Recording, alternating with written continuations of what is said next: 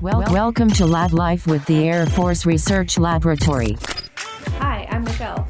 And I'm Kenneth. Hello, Lab Life listeners. Today we have something unique for you. We attended the Air Force Association's Airspace and Cyber Conference. It hosted over 12,000 attendees and had 149 exhibitor booths, but only one podcast station at AFRL's booth 1001. We had a lot of exciting guests join us in the podcast booth, including Acting Air Force Secretary Matthew Donovan. The Secretary and other Air Force leaders share what excites them most about the future of Air Force science and technology in this episode. In 3, 2, 1. General Cooley, thanks for joining us here today at the Air Force Association's Airspace and Cyber Conference. We're looking forward to talking to a lot of people about what excites them most about the future of Air Force science and technology. Could you kick us off and tell us what excites you about the future? Wow, what a terrific question. And there's a lot of things, so I'm probably not going to cover everything that's exciting. One of the great aspects of this job is, as I go across our enterprise, our science and technology enterprise, I am constantly surprised and discovery. It's every day a discovery of new and different things that we're doing to help the warfighter in any variety of ways. But let me just talk about a few things that come to mind immediately. The first one has got to be, I'll say, artificial intelligence, machine learning, autonomy. I kind of bucket all those things into this broad category that is autonomy, that enables us to do things with fewer people, to do things faster, to make decisions faster. There's different techniques to go about doing that, and I'll let the purist fight over the definitions. But in general, there's a number of autonomy is not new to our Air Force. There's lots of things tools that we give our warfighters to make their lives easier. The question is how far can we go with that? We've started some things with respect to intelligence surveillance analysis to help identify pictures rather than human eyeballs looking at things. We've made significant progress on that, but there still is a lot more we can do. But it doesn't end there. It's also, flying vehicles, autonomous flying vehicles, any number of things. So the world of autonomy and building the trust and the relationship between things that are going to, virtually be automatic versus how much human control do you exert over it so that you have trust in the overall system. That's a research challenge in and of itself, but each application really needs to be thought through. And so expectations are very high, but I'd say autonomy and artificial intelligence is really an exciting area. Another area that has been and continues to be a great promise is directed energy. And I say that maybe because I'm a laser guy. I grew up doing some laser stuff and high power microwaves, but there is a lot of potential applications for that. But it's really hard. That's why we've been working at it for more than 30 years to get it. We're really I believe, at a tipping point where we can start to see some specific applications. But we've got to do so in a very safe way as we deploy these systems. And so that's one of the things that has been a challenge. But I think we're at a point where we should start seeing some of those systems deploy in the next several years, is my hope. So those are just a couple of things that I'm really excited about. There's a whole host of other activities that I can go into, but counter UAS type things. The cyber domain is a great interest. In space, our space vehicles folks are doing some tremendous things, both on the scientific front as well as just in terms of delivering advanced capabilities. And so just to name a few.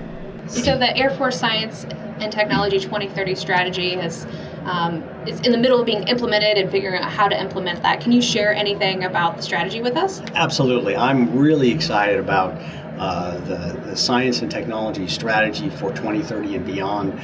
It has opened up an opportunity for the entire Air Force science and technology enterprise to, I'll say, reevaluate and in some sense reinvent ourselves in ways that I'm confident we're going to be able to improve our efficacy in delivering technology for the warfighter in the future.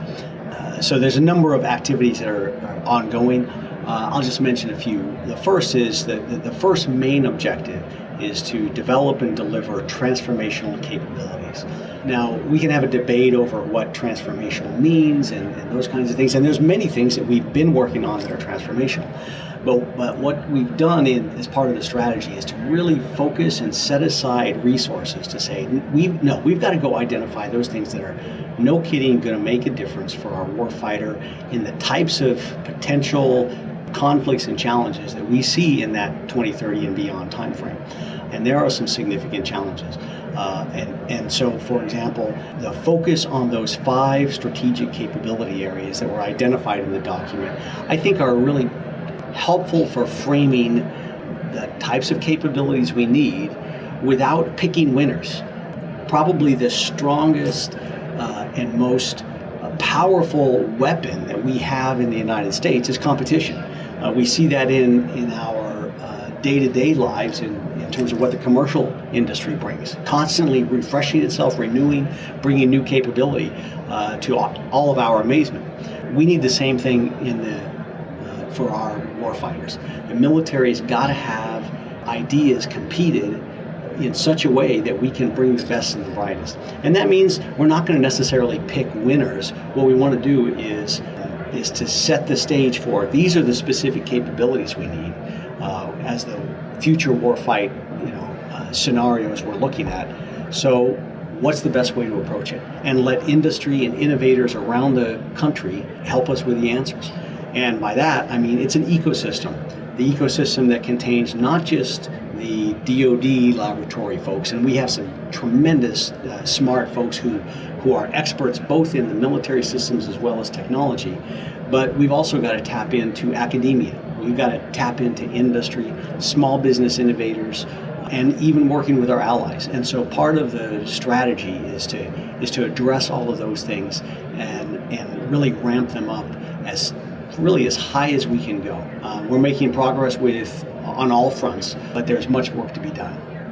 I'm constantly reminded that our Air Force sprang out of a garage shop business, right? When you think about the Wright brothers, right? They were a small business of innovators and disruptors. And so the question that we have to ask ourselves is, where are those next series of innovators that are going to potentially unleash a technology that we want to get to first? And so that's why we've got to partner and constantly scan across the nation and across our allies to ensure that we're engaged in the right technologies. Sir, welcome to the podcast. If you could explain to us who you are, what you do, what's your day job like? Oh, well, I'm Acting Secretary of the Air Force, Matt Donovan. I usually spend my days in the Pentagon fighting for resources for the Air Force. But it's always great to get out and meet the airmen and see what's happening on the cutting edge of the Air Force. That's great. And from your position, what excites you the most about the future of Air Force science and technology? Well, Dr. Roper mentioned something about it today, and that's the getting back to the cutting edge development of aircraft and other technologies for the Air Force, sort of back to our heyday in the 50s and 60s, where we had the Century Series fighter development. In the period of 15 years, we prototyped 11 new fighter aircraft and fielded 6 of them, all in the span of 15 years. So it's just amazing. And what we're looking at now is how do we return to that? And back in 1992, it was following the end of the Cold War. The Air Force went through a lot of reorganizations, and we used to have 2 commands that were, one was Air Force Logistics Command, and one was Air Force Systems Command. And at the time, without any peer competitor facing us down after the end of the Cold War, we decided to consolidate that down into Air Force Materiel Command, right? So we took AFLC and AFSC and put those together. But over the last 25 years or so, the sustainment side of logistics has sort of grown because we aren't buying new airplanes. We're trying to sustain older and older airplanes, which kind of becomes the 800-pound gorilla in the room. And I think we lost what we had with the Air Force Systems Command, which was that developmental engineering and that sort of spark in order to keep developing new airplanes. So as I see our Air Force warfighting integration capability come on board, and then also with General Bunch as the new Air Force Materiel Commander, he's really sparking that off again, where, hey, let's get back to our roots, which is developing that cutting edge technology so that we're inside of that OODA loop that Dr. Roper was talking about when we start facing our peer competitor adversaries. And do you have any messages for the next generation of airmen? Get on board and hold on, because we're just moving out and going fast. And like I mentioned in my remarks earlier today, look, it's that innovation, it's that grit and tenacity of our airmen who just want to be part of amazing technology and making a difference for our nation. So bring it. So I'm General Arnie Bunch. I'm the commander of Air Force Materiel Command, and Air Force Materiel Command is the most important MAGCOM in the United States Air Force. If we are going to achieve the national defense strategy and drive to the Air Force we need, we have over 80,000 plus airmen doing everything from science and technology and basic research, acquiring new systems both in the nuclear enterprise and everything else that we have within the Air Force, sustaining legacy as well as the newer platforms that come in, testing everything out, and doing the installation and mission support activities for all of the Air Force. So the most diverse mission, the most important mission, and the most diverse workforce. I am really excited about the future for science and technology, because with the S&T 2030 strategy and the importance that's been placed on it by our former secretary and our chief, and where we're trying to drive in this competitive environment, our ability to do science and technology in a rapid manner and get capabilities filled is more important now than it ever has been. If we don't do those S&T activities the right way up front and early and stay involved, we won't be able to compete, and we won't be able to give our most valued treasure, America's sons and daughters, a competitive edge when we send them into harm's way. And that's really our mission today. AFRL and all of AFMC does its wartime mission each and every day, and we have to keep that focus and aggressively attack what we're trying to do our S&T efforts on. I'm Dr. Richard Joseph. I'm the Air Force Chief Scientist. My job is to advise the Air Force Chief of Staff, General Goldfein at this point, and the Secretary of the Air Force on scientific and technical issues. I am expected to be an independent voice to not only the top 2 leaders in the Air Force, but to all of the senior leaders in the Air Force. So I'm available. I hang up my little consultation shingle, and it's free, sort of. All included. All included. Dr. Joseph, thank you so much for joining us for this episode of Lab Life. As the Chief Scientist of the Air Force, we really think you could provide a lot of insight into what excites you most about the future of science and technology for the Air Force. Could you talk to us about that? Well, I can tell you this. What excites me most are the people we have, and especially the young people we have. There's enthusiasm, and there's intelligence, and there are great educations in here. That's a winning combination. If you're asking me, what areas do I think are going to be most interesting and most important? It's hard to pick, but I will say this. When I look at material science is on an upward trajectory. It shows no signs of slowing. Every day there seems to be something new.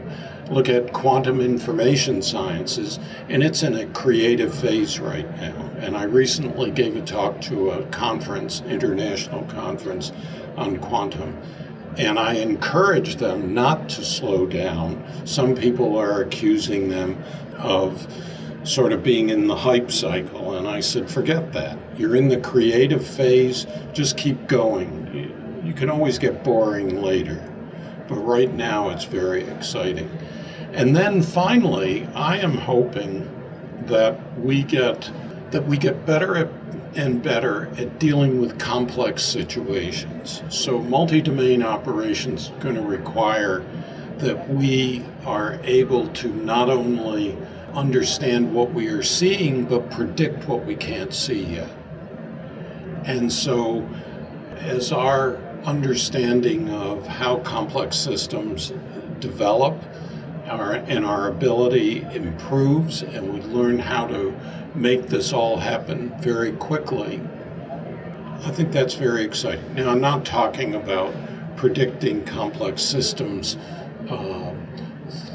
a year in advance. I'm talking about maybe 30 minutes in advance. And so it's sort of like predicting the weather. We can walk outside and have a pretty good idea of what's going to happen an hour from now.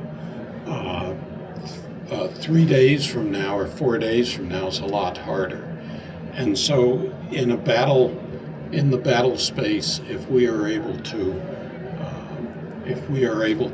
assemble all the information we have and constantly update where we think an adversary might be able to go and where we can go, just a short time in the future, I think that's going to be a very powerful tool. But it's going to require the best of the best. It's going to require that we take good care of our scientists and engineers and the entire team. It's more than just scientists and engineers in the team. There are a whole lot of people who make this whole thing move. Could you explain to our listeners who you are and what you do for the Air Force? Sure. I'm Lieutenant General Jacqueline Van Ovost. I'm the Director of Staff. I work for the Chief and Secretary, and I ensure that their priorities and the priorities of the National Defense Strategy are being executed by the headquarters of the Air Staff and major commands. That's great. And from your perspective, what excites you most about the future of Air Force science and technology? Well, first, we have a roadmap. Our S&T 2030 strategy gives us a clear vector on where we're trying to take S&T in the future. Our ability to focus on vanguards and really give them a name and get everybody to focus on a wicked hard problem is key to success, right? Success begets success. As we see these vanguards developing out and we crowdsource and we laser focus on those capabilities and kicking them out, we are demonstrating that we are serious about proving a capability, spinning it off, and actually using it in some type of warfare. So the Vanguard programs, I think, are going to be key to our success in showing that we're serious.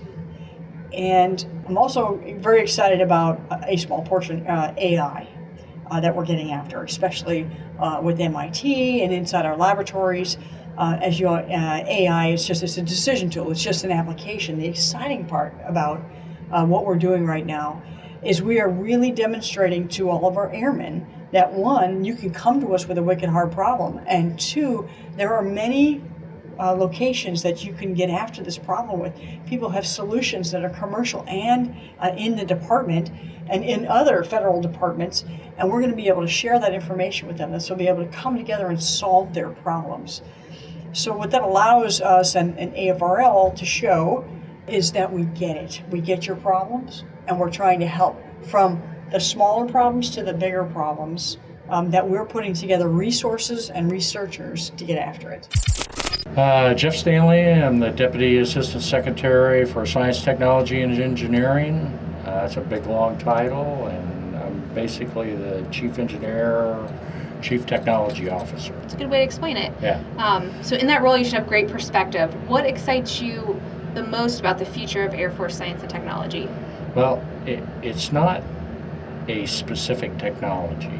It's what we're doing with these technology, is the experimentation, the prototyping, the digital design of the technologies and applying them to the future weapon systems. It's not a specific technology like nanotechnology or hypersonics or anything like that.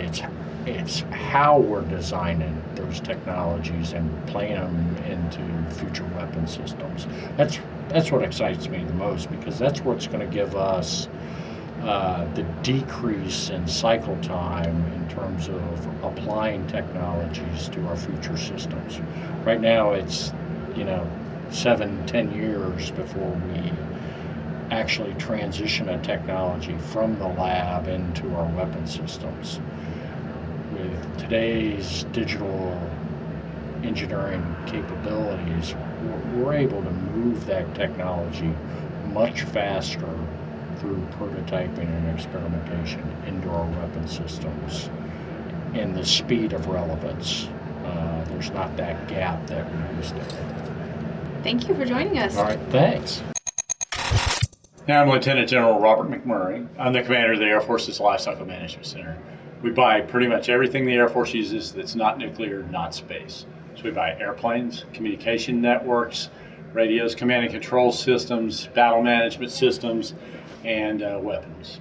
In working that field, what excites you most about the future of Air Force science and technology? We come from that history. I think it was von Karman who said that the key was the technology, but certainly Hap Arnold did. He said our foundation is in research and development, right? And so if you really want an edge, you've got to have good technology. And so we've got to keep pushing that edge a little bit. And as you start looking forward, that tech brings you along. The things that I'm looking at right now that really, I think, are exploding on us: data analytics, artificial intelligence, potentially quantum. I think there's some material science that's coming along. As we look at how we do our business and move forward, I think that the most near-term thing that is really going to change is data analytics. And the final question I had for you was, for future airmen, what message do you have for them as they join on into the Air Force? Yeah, as you come into the Air Force, you got to realize you're entering something bigger than you. And our job is, it doesn't matter who's in charge in the White House, doesn't matter who's got control of which house of Congress. Our job is to provide for the nation's defense, support and defend the Constitution. And so what that means is that we've got to do the right thing with taxpayer dollars to deliver capability to defend our nation. When we do that and do it well, you have a pride in mission accomplishment and a sense of camaraderie with the people who do that with you that is unparalleled. I talk to people all the time who have left the Air Force and gone to industry, and every one of them to a person says, it's just not the same. Being part of this team, enjoy it as long as you can. And to be part of the team and be good, you got to be a competent, strong team player and focused on that end item, which is something to make the mission succeed for the guy downrange. I'm Will Roper, and I have the great honor of running the Air Force's tech company, which is really what doing acquisition is. Acquisition's a Washington term for buying the technology, sustaining the technology that we use to go fight and win. But really what it boils down to is there's a side of the Air Force that provides all the tech, that maintains all the tech, that sustains all the tech, does the research for the tech, and all of that is called acquisition. And that's what I get to do every day. So what an awesome job. Absolutely. Could you share with us some of your thoughts for the future of the Air Force? Sure. The Air Force has made a lot of progress since I've been here, so it's an exciting time to be thinking about the future. One area that I've seen a tremendous change is our ability to be a digital service. So you usually think of government being bad at software, and there's a lot of reason to think that if you look backwards. But looking forward, we've got over 30 agile organizations with sci-fi names like Kessel Run and Kobayashi Maru and Bespin and Level Up, and the list goes on and on. But all of them share something that's common, that they're using commercial agile software development practices. They're writing code in weeks, not months or years. And that code is changing the way the Air Force can fight and win, not in the far future, but right now. Software is going to be important in everything. And the next evolution we're making is to go beyond the app development, is to actually go after the infrastructure and platform and to shift all of our software development into cloud. And once our software development is inside one cloud, and we've given it a cool name, Cloud One, so ready to launch, we'll be able to get the same benefits that commercial industry has. We'll be able to use data analytics because our data is stored in a common place that's exposed to tools that can do the analytics. We'll be able to do AI. So the reason that we haven't been able to jump into artificial intelligence and machine learning at the rate of industry is that we didn't put in the foundation to be a good software company first. So the Air Force has done great in that. It's done great at starting to become a commercial investor. So organizations like AFWorks and the Small Business Innovative Research Program are now doing pitch days where they have industry and small business and tech startups come in and pitch an idea, and they leave with money that day to go ahead and start working that day with the warfighter, just as if they were working with a private investor. So there's a huge potential to tap commercial resource, commercial capital to do defense work if we just think of ourselves as an incubator and catalyst for research, not just a researcher per se. That's great. Any particular programs that you're excited about? There was a program that was brewing when I came in that was all about replacing the Osprey. And the name that we gave it was Agility Prime, because we wanted to build a real-life Transformers, like Optimus Prime. But as I started thinking about the program, replacing the Osprey and building a Transformer, cool though it is, would really have us working with just a few companies that can do it. Right? The Osprey, cool system, Air Force Special Operational Command needs it, but that's overkill for the direction that commercial industry's going. So Uber and other companies that want to solve the flying car problem, make that profitable, are looking to make billions, but they're not looking to build something as robust as a large Osprey-like vehicle. So we've changed the Agility Prime program into something that looks more like a Jetson car project, where we want to use the fact that the Defense Department is not just a funder of research, we're a market. We have a different rule set than commercial industry has. And let's pull the thread on the flying car topic. So if you're trying to build an Uber car to eventually go fly people around in urban areas and deliver packages and do grocery delivery and package delivery and all sorts of things that take people out of the loop and allow things to be more responsive, you're going to have to get FAA certification to do it. You're going to have to do who knows how much independent flight hours and certifications and safety testing. All of that is going to be very slow. If you want to get people in them, it's going to be even harder. Well, think about moving over to defense. We have all the same challenges. We want to do logistics. We want to do it in a contested environment. We want to be able to do it in a distributed fashion. We need to be able to move people around in a way that's more agile. But we do our own safety certification. We take more risk than the private industry, than the domestic industry will. We're able to pay a different price point than the domestic market can pay. So if you think about it, the defense market, the Air Force market, is actually a great bridge to get the Uber car revolution started earlier and to make sure that once that revolution happens, it can also do defense missions and do defense applications. And that's got to be the name of the game for us going forward. The research lab has to not only do its own research, it's got a spot where there's a big commercial trend that we want to get involved to influence its direction so that we benefit from it. And my goal with the Jetson Car Agility Prime Challenge is to get over $1 billion in private equity to come help us crack the code on getting safe vehicles that can do military mission first, and then eventually use the flight hours that we fly, the missions we do, to use that to help make eventual FAA certifications easier. So, and I think creating a unicorn project inside the Air Force Research Lab would be an awesome step towards becoming that investor, that incubator, that catalyst. Yeah, what a way to get synergy and align our resources towards the same goal.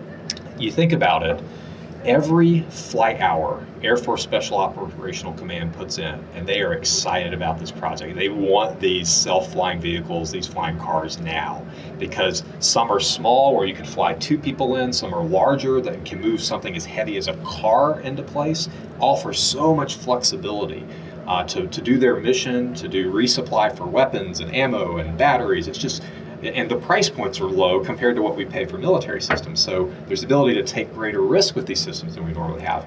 They are super excited. The idea that we could be out flying and that flight hour being more valuable to the companies we're working with than any money we give them. The flight hours we will fly will be worth billions. So we need to think about that as part of our leverage and part of how we negotiate. And the fact that we've got warfighters that have a need now that can be met makes this a win-win. Absolutely.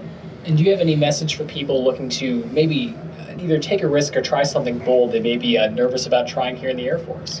I do. Risk-taking is something that I'd still like to see us get to another level. And I know sitting in the Pentagon and being a senior leader, which you certainly don't feel like sitting in the Pentagon because you're not making anything. You're contributing paperwork to the mission instead of actual hardware and software. But I know it's easy to say take risk and to have that feel like a talking point.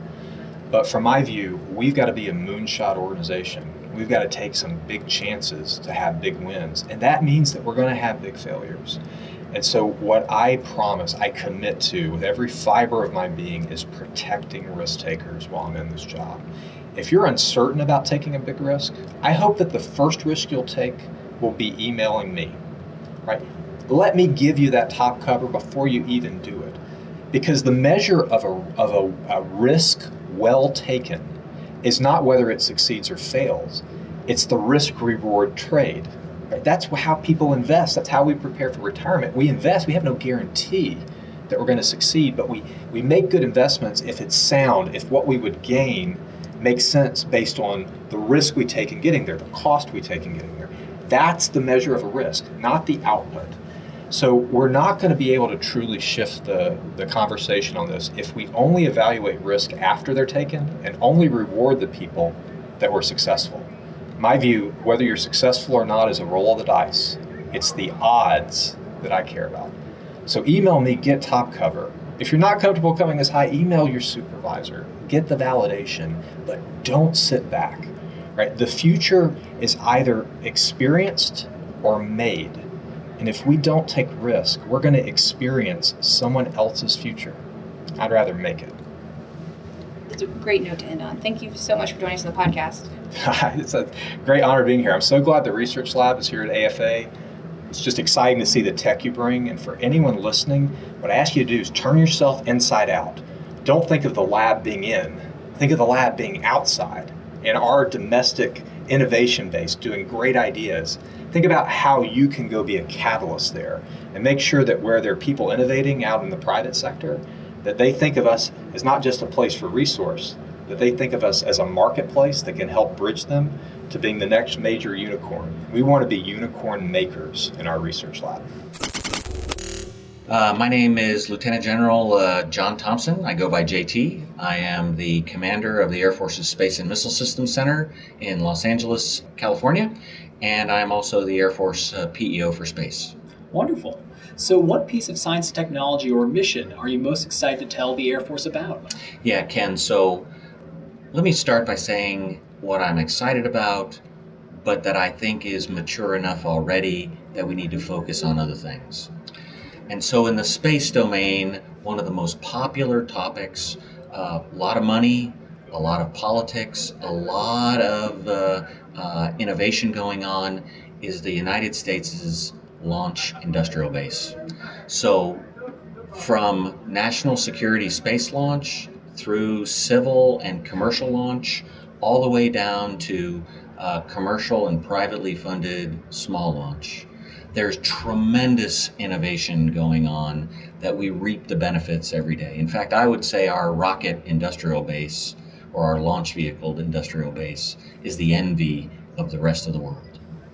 Consequently, when I come to Washington, D.C., when I come to many, many leadership organizations within the Department of Defense and within the U.S. government, people want to talk about launch. It is the most visible part of our enterprise. Rockets are super cool, but there's all sorts of great S&T going on there, and I don't feel the need that I have to go out and advocate for more S&T involvement in the launch enterprise, because it's already chugging.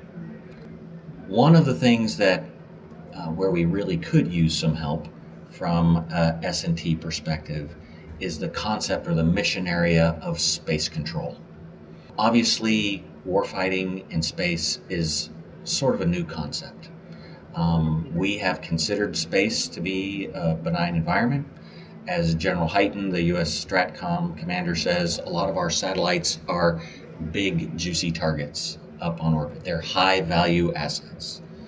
So the technologies associated with things like protecting those high value assets, with ensuring that the space weapons that our Chinese and Russian adversaries have developed and are continuing to develop. How do we counter those space weapons and defend ourselves?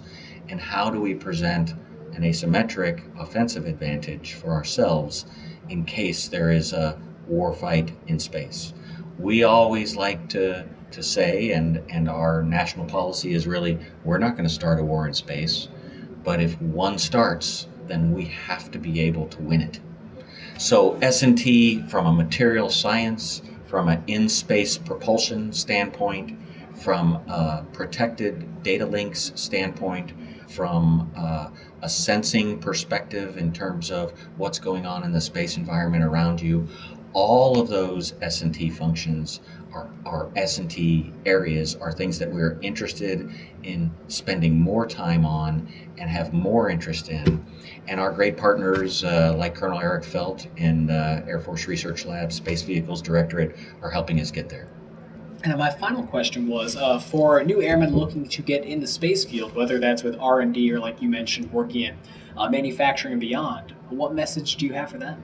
So it's a great time to be in space. I mean, the establishment just less than 3 weeks ago of the U.S. Space Command, or I guess I should call it the reestablishment of U.S. Space Command, the proposal that the administration has on the Hill that's being debated in the NDAA process for a Space Force are things that are tremendously exciting from the operational perspective.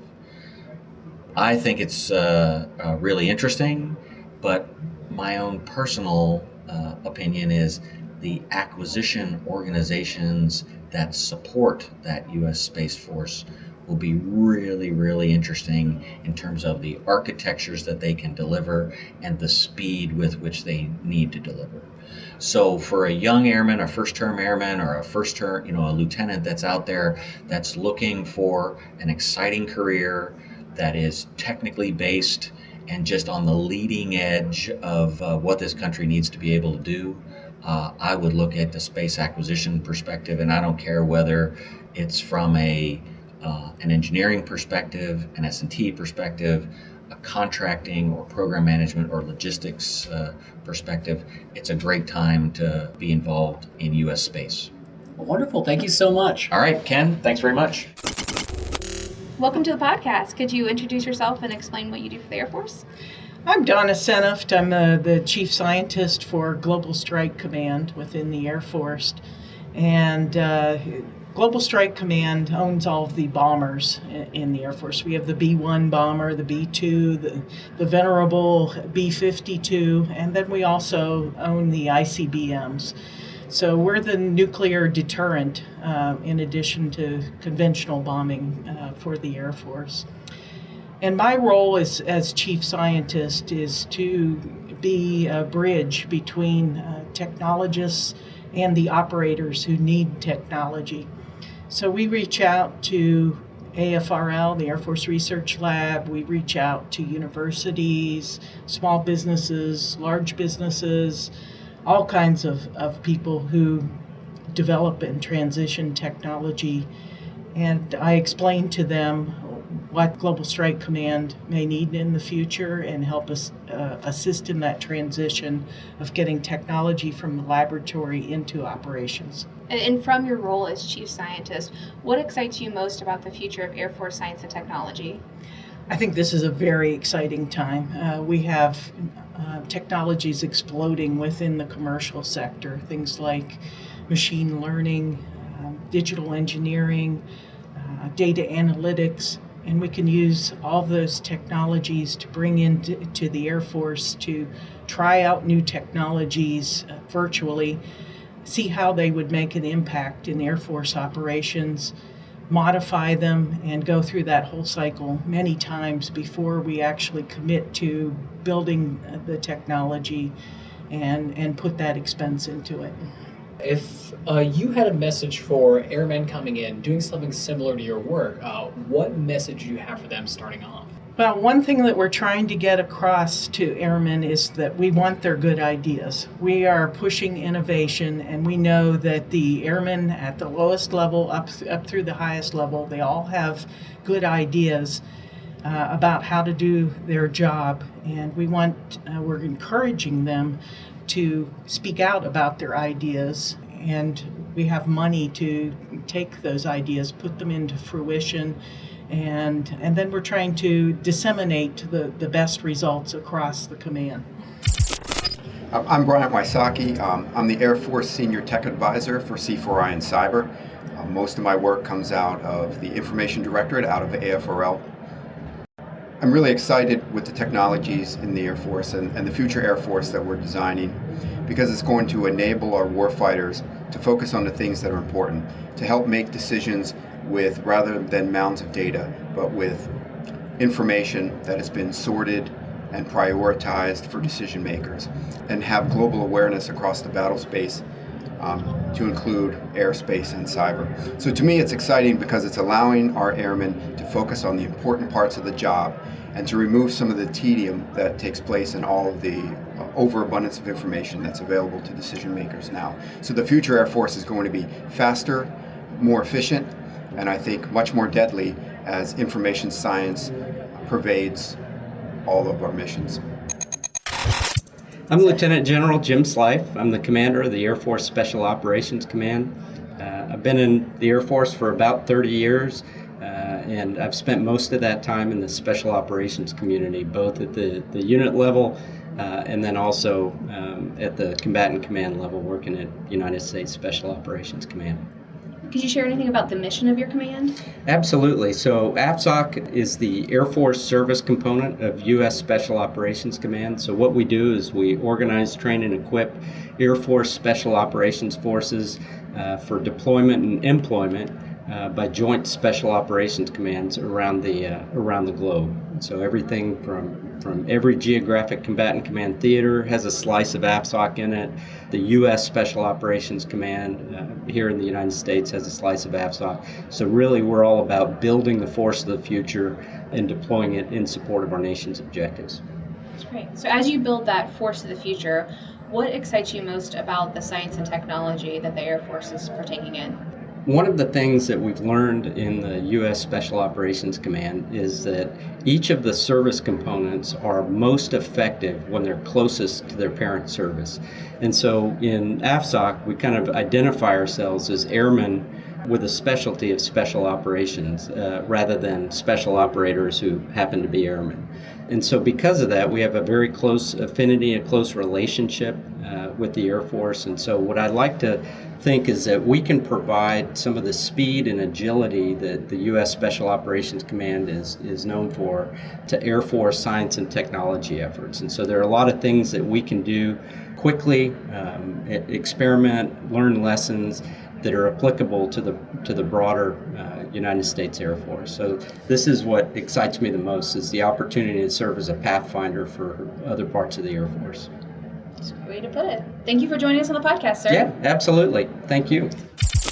My name's Mike Fantini, and I've got the best two-star job in the Air Force. I'm the director of the Air Force Warfighting Integration Capability. Many folks have heard that as AFWIC. And in our job in AFWIC, I distill it down to just 4 words: design, integrate, develop, and impact. Design the future concepts of what our Air Force is going to do. Like, where are we going in the future? Integrate across our core functions. And so our 12 core functions and the mission areas of air superiority, nuclear deterrence, rapid global mobility, ISR, agile combat support, those all apply. But our challenge has always been to integrate across those. And so our mission is to integrate sooner. And that's an immense challenge, but we're working towards making that better for the chief and the secretary. Execute capability development. What does capability development guidance look like at an operational and strategic level? And I'm trying to stay out of the alphabet soup of the JROCs and AFROCs and analysis of alternatives and those types of things, which are all still going on. But what is the guidance that we're giving to the force and the change from the core function lead integrator concept to capability development at an operational strategic level? And then finally, impact. Impact our resourcing. So you might have an advanced concept that looks into the future, but unless you begin to pivot resources towards proving and making that concept a reality, it becomes interesting but immaterial. And so our job is to work very closely with the folks that in the acquisition community as well as the A8, the resourcing community, to begin to pivot to put our resources where we believe the most bang will come from the buck, most bang for the buck. So it's design, integrate, develop, and impact. Given your position and your perspective, what excites you most about the future of Air Force science and technology? So what excites me a whole heck of a lot is one, Bill Cooley, Major General Bill Cooley and I have become pretty much phone friends, Civets VTC friends, and the collaboration with Bill and Jack Blackhurst and the team at AFRL, Chris Ristich in Speedy and the experimentation side of the house. What excites me is the alignment that we have with what we believe to see in the future for our Air Force, and Bill and Chris's excitement to help make that happen. And while we're doing this, developing the analytics to kind of prove that we have the right answer. So again, it kind of goes back to some of these advanced concepts and what have you. Unless you begin to prove that, and then go put some blood, sweat, and engineering tears behind that, it won't become a reality. And so that's what really excites me, is figuring out if that's really going to produce. And so that's become a pretty neat relationship. All right, Kenneth, that's Major General Carl Schaefer. I'm the Deputy Commander for Air Force Materiel Command, and work at Wright Pat, but part of an amazing team of 80,000 folks within AFMC. And what message do you have for AFRL or the Air Force as a whole? Yeah, I think the message is for AFMC as a whole. General Bunch has mentioned, our commanders mentioned, that AFMC is the most important command in the Air Force to enable the National Defense Strategy. I mean, we are the most important command. And the driver within our command for innovation is AFRL. And so we're counting on this amazing workforce within AFRL to think about what it's going to take to stay ahead of our adversary, and then to transition those technologies quickly to the warfighter. And how do you see that changing here in even the next few years for 2030 and beyond? Well, a couple things. One, we've just gotten through a really neat initiative called the AFMC We Need initiative. So hopefully many of your listeners have taken part in interviews or done surveys, and we're combing through tons of data right now, and General Bunch is reading all the comments. And out of that, we're going to come up with a strategy to get after all those things to enable the AFMC we need to get after the Air Force we need. So I see great changes coming within AFMC, just to kind of re-vector our command a little bit to focus on 10, 20, 30 years from now to make sure we have the AFMC we need to enable the National Defense Strategy. And the other question I had was for new airmen, let's say joining AFMC or even the Air Force, do you have any inspiring messages or things you'd like them to know before getting into it? Yeah, I would just say welcome to the most important command in the Air Force. It is an amazing team of folks that we have, and our mission, really, we are the portal for all capabilities, all logistics, all infrastructure for the Air Force, and that's really what makes us the most important command for the Air Force, especially right now. So really, I'd be telling folks, hey, get excited. This is a great time to be in AFMC. I've never seen this command get so excited about being part of AFMC and getting after the things our nation needs us to do. So, sir, welcome to the podcast. Thanks for joining us. Thanks for having me in. Could you introduce yourself to our listeners and what you do for the Air Force? Sure. I'm General Scott Kane. I'm the 96th Test Wing Commander at Eglin Air Force Base and the Installation Commander. What are some of the mission of Eglin Air Force Base? Yeah, so Eglin it's an incredibly diverse place. So the great thing about Eglin is everything about the National Defense Strategy, we have a piece of it. So we're training new F-35 pilots, we're training F-22 pilots, Army Special Forces soldiers. But the thing that really gets me excited is that There's a test wing there, an operational test wing there. There's the Air Force Research Lab. There are the program offices for weapons.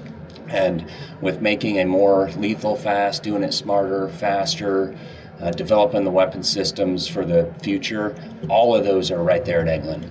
Yeah, you have the whole story. That's right. And so one of the things that I'm doing there is trying to channel those forces together so that we can make that lab to warfighter spectrum happen fast and get capabilities to the field. Okay, sir, what excites you most from your perspective about the future of Air Force science and technology? The most exciting part of it is when it becomes reality. So I've been in the development business for a while now, and I know that we will take what we have from the lab, move it into the field, and we're going to do that fast.